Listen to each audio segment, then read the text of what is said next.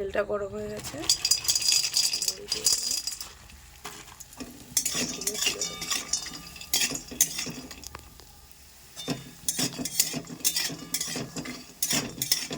বড়ি ভাজা হয়ে গেছে, এবার তুলে নেব।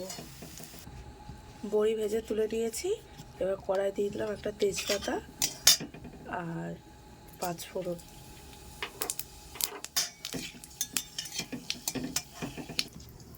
ফোড়ন থেকে ধোঁয়া উঠে গেছে, এবার দিয়ে দেবো আলু।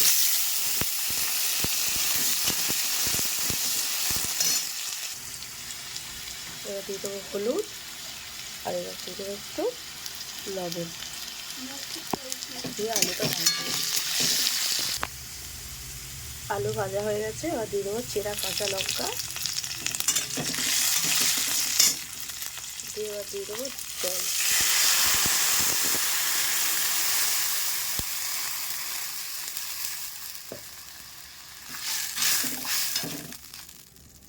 যেহেতু এটা ঝোল হবে ওই জন্য একটু জল দিলাম বেশি করে।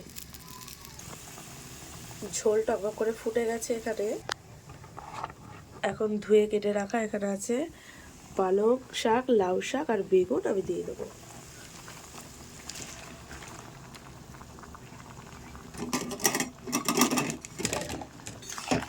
হালকা নাড়িয়ে চাপা দিয়ে রেখে দেবো। এটা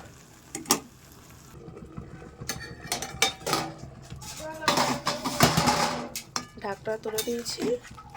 এইবার এই যে সিদ্ধ হয়ে এসছে, এবার ভেজে রাখা বড়িগুলো করতে দিয়ে দেবো। সামান্য একটু হলুদ দিয়ে দেবো। এই নিরামিষ রান্নায় একটু লাস্টে হলুদটা দিলে ভালো লাগে।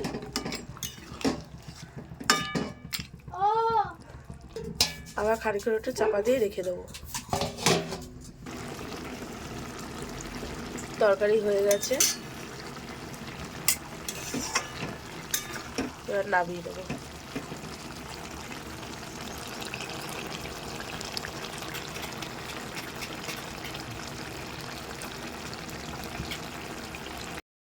রান্না করছি, কড়াই দিয়ে দিলাম সর্ষের তেল।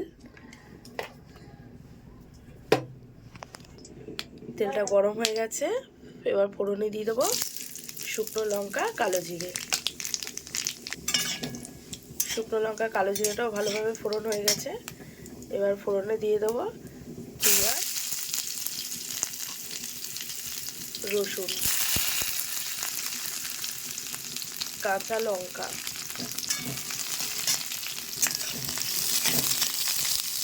ভালো করে একটু ভাজা করে দেবো। হালকা ভাজা হয়ে গেছে, এবার দিয়ে দেবো তিল।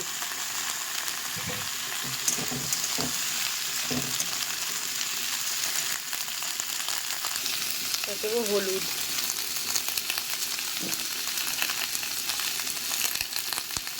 দেবো লবণ দিয়ে ভাজা করে নেবো।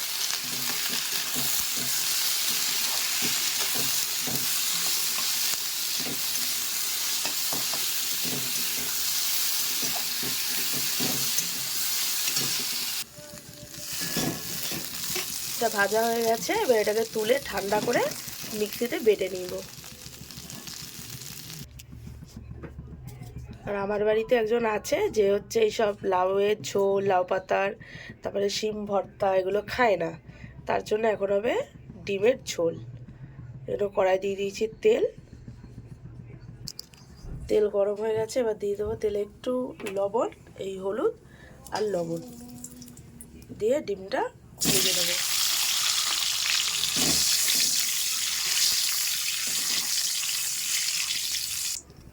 ডিম ভেজে তুলে নিয়েছি, এবার ওই তেলেই দিয়ে দেবো আলু।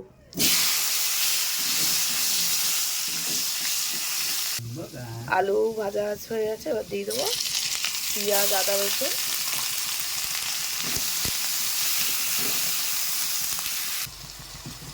আদা রসুন দিয়ে কষানো হয়ে গেছে, এবার দিয়ে দেবো হলুদ গুঁড়ো আর লঙ্কার গুঁড়ো দিয়ে ভালো করে কষাবো।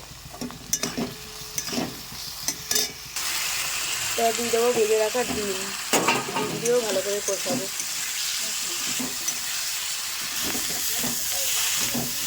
ডিম দিয়ে আলু দিয়ে কষানো হচ্ছে, এইবার দিয়ে দেবো জল।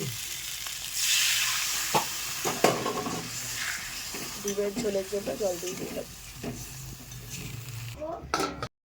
ডিমের ঝোল হয়ে গেছে এখানে।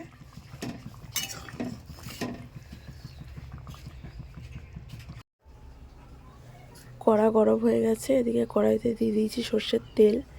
অন্যদিকে যে শিমটা ভেজে রেখেছিলাম ওই শিমটা আমি মিক্সিতে বেটে এনেছি। এবার কড়াইয়ের মধ্যে দিয়ে দেবো সামান্য পরিমাণে কালো জিরে ফোড়ন। কালো জিরে ফোড়নটা হয়ে গেছে, এবার বেটে রাখা শিমটা এই তেলের মধ্যে দিয়ে খুব ভালো করে অনেকক্ষণ ধরে কষাতে হবে।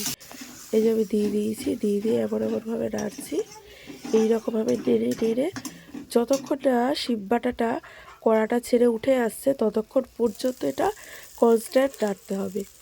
এবার দিয়ে দেবো পরিমাণ মতো একটু লবণ। শিমে একটু মিষ্টিটা দিলাম না, কেননা শিমটা একটু হালকা মিষ্টি হয়, ওই জন্য আর মিষ্টিটা দিলাম না। পরিমাণ মতো লবণ দিয়ে শিমটাকে ভালো করে কষিয়ে কষিয়ে নাড়িয়ে এই দেখো পুরো শুকিয়ে দিয়েছি। ঠিক আছে, এখন আর কড়াই লেগে যাচ্ছে না, পুরো উঠে যাচ্ছে, মানে আমার শিম বাটাটা পুরো তৈরি হয়ে গেছে। দেখো কি সুন্দর, পুরো একটুও লেগে যাচ্ছে না। এবার কড়া থেকে শিম বাটাটা আমি তুলে নেবো। এই যে তৈরি হয়ে গেছে শিম বাটা। এইবার দিয়ে দিয়েছি গরম গরম ভাত, আর এই গরম গরম ভাতের সাথে শিম বাটা। শিম বাটাটা দিয়ে হালকা করে ভাতটা মেখে, সত্যি বলছি মানে এটা এত ভালো লাগে খেতে, মানে আমার একটু জ্বর হয়েছে, এই জ্বরের মুখে খুব বেশি ইচ্ছা করে যে একটু এই বাটাটা দিয়ে, বা যে কোনো বাটাই খুব ভালো লাগে, কিন্তু এই শিম বাটাটা একটু ঝাল ঝাল একটু স্পাইসি হয় তো, যেহেতু এতে পেঁয়াজ শুকনো লঙ্কা আর রসুন পড়ে, ওই জন্যই মানে স্পাইসি হয়, এটা খেতে খুব ভালো লাগে। তোমাদের যদি এই রেসিপিটা ভালো লাগে তোমরা বানিয়ে খেয়ে দেখো, সত্যি এই শিম বাটাটা খুব ভালো হয়, খেলে পরে না মুখ ছেড়ে যায়। এইদিকে দেখো তরকারিটা যে করেছিলাম, মানে লাউ পাতার ঝোলটা, ওই লাউ পাতার ঝোলটা আমার মেয়ের খাওয়া হয়ে গেছে শিম বাটা দিয়ে। আমার মেয়েকে দিয়ে দিলাম লাউ পাতার ঝোল, বড়ি দিয়ে, আলু দিয়ে, বেগুন দিয়ে, পালং শাক দিয়ে। আর এইদিকে ওকে ডিমের ঝোল দিয়েছি, আমি তো ডিম খাবো না, ওই জন্য ও এবার খাচ্ছে লাউয়ের ঝোল দিয়ে, সরি লাউ পাতার ঝোল দিয়ে ও খাচ্ছে। এদিকে আমিও একটু নিয়ে নিই। আমার মেয়েও না খুব ভালোবাসে এইসব সিম্পল খাবার খেতে, ও না বেশি স্পাইসি ঝাল মশলা অত পছন্দ করে না, কিন্তু তাও তো একটু ডিম মাছ মাংস খাওয়া ভালো বলুন, ওই জন্য ওকে একটু ডিমটা দিয়েছি, আর ডিম খা। এদিকে আমিও মেখে দিচ্ছি আলু দিয়ে, বড়ি দিয়ে। আর এই লাউ শাকের এই ডাঁটাগুলো না আমার চিবিয়ে খেতে খুব ভালো লাগে। ঠিক আছে, চলো তাহলে দুপুরে খাওয়া শেষ করি। নমস্কার।